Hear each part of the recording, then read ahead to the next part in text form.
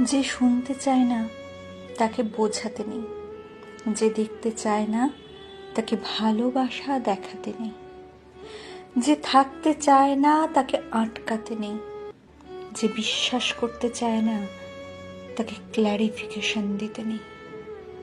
যে ভালো রাখতে জানে না তাকে আলো ভাবতে নেই, যেখানে কদর নেই সেখানে বসতে নেই, যেখানে সম্মান নেই সেখানে থাকতে নেই, যেখানে শান্তি নেই সেখানে ঠিকানা বানাতে নেই, যেখানে ভালো থাকা নেই সেখানে ভালোবাসা নেই।